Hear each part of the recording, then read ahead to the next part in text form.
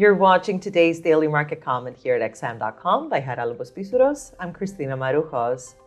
The US dollar traded lower against almost all the other major currencies on Tuesday and continued to underperform on Wednesday as well. Dollar traders may have been reluctant to enter long positions ahead of the March US CPI numbers.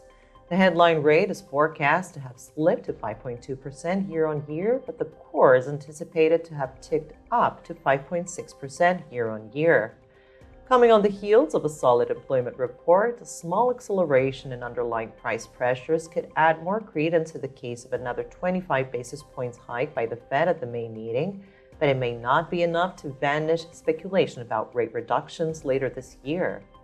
Investors may look for clues and hints regarding the Fed's future course of action in the minutes of the latest meeting, released today a few hours after the CPIs. Now, if the core CPI comes in below forecast and the minutes reveal even the slightest discussion about the possibility of a rate reduction towards the end of the year, the greenback could extend its slide, especially against the euro.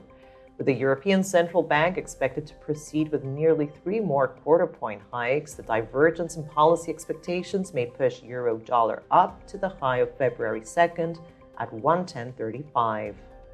Wall Street indices traded mixed on Tuesday, with equity traders sitting on the edge of their seats in anticipation of the Q1 earnings season. The season starts on Friday with results from 3 major banks, Citigroup, JP Morgan, and Wells Fargo, and investors will be eager to find out how severely the banking sector was affected by the latest turmoil. Overall, aggregate earnings for the S&P 500 are expected to have fallen 5.2% year-on-year.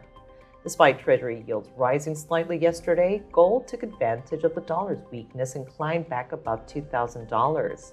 Combined with geopolitical concerns arising from China's Navy training around Taiwan, anything confirming the Fed pivot narrative may allow the precious metal to head towards the 2070 zone. Loonie traders will turn their gaze to the Bank of Canada monetary policy decision later today. Markets expect officials to stay sidelined for the second meeting in a row. If this is the case, traders will quickly turn their attention to the accompanying statement and the updated economic projection as they try to figure out how the bank will proceed henceforth. Market participants are now pricing in a 25 basis points cut by the end of the year, but recent surveys and data do not justify that view, as officials may push against market expectations, something that could prove positive for the loonie. This was a daily market comment. Thank you for watching at xam.com.